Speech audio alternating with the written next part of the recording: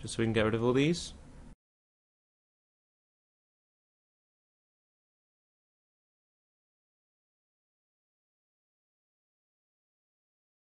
I'm just going to add a little more spread in the pitch and oscillator section, which is a really easy way of getting some stereo separation without having to worry about using things like the house effect and things like that.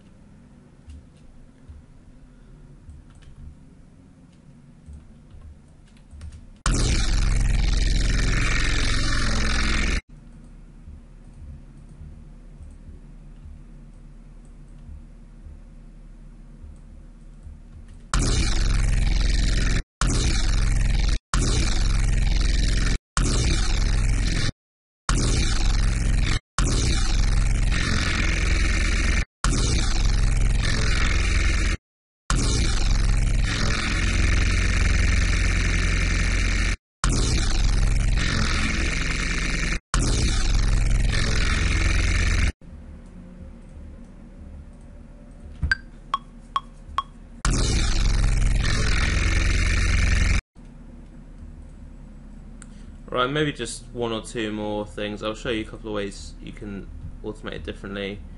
LFO 2, we can assign this to, let's say, well, anything, to be honest. I mean, we could add, it's sometimes a good idea to add a filter here.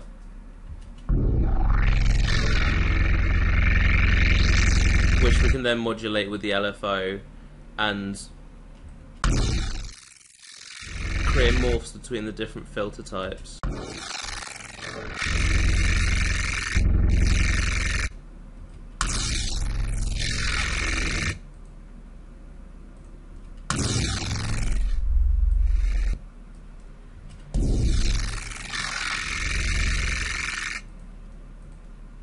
But I'm going to assign this to loop start just so it can have a fast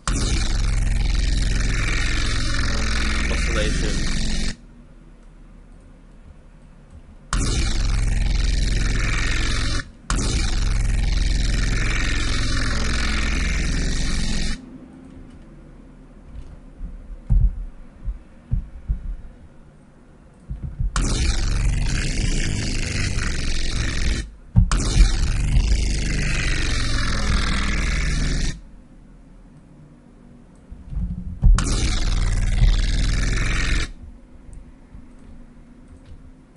Record that with the glide. So that was just an F, then a D sharp, then an F again.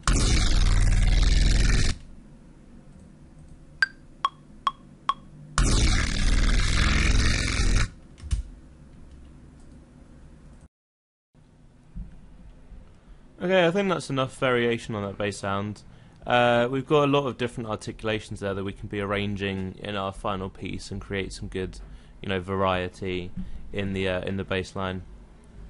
I just want to have a little recap because I spent about an hour doing this video and I can't really remember what we've done. So at the start, I made an 8-bar loop of an F in Ableton, which was the sound was from my massive pack, which you can get from askingproductions.blogspot.com.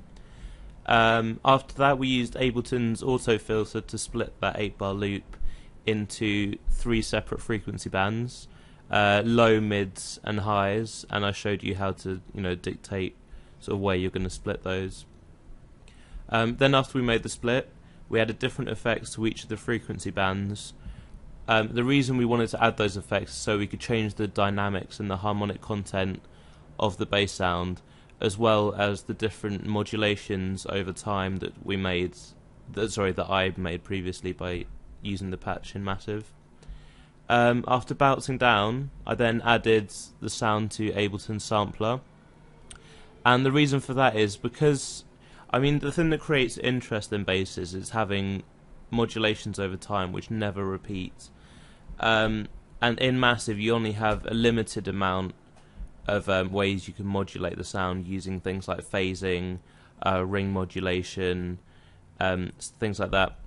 So in Ableton Sampler, we created a loop point and created different modulations and variety in the loop point, so that across the different bass sounds we've made and manipulated, the modulation points are never the same.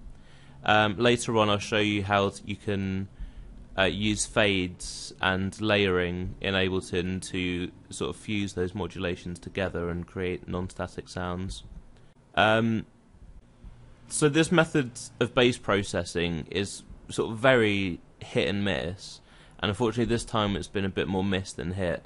But if you use your own sounds that you've created in whichever synth you use and add it to the sampler, modulating the loop points in the way I've showed you, you can normally come up with some very sort of interesting and sort of grimy results. So I hope you'll kind of concentrate more on the techniques I've taught you rather than the actual result it's wielded.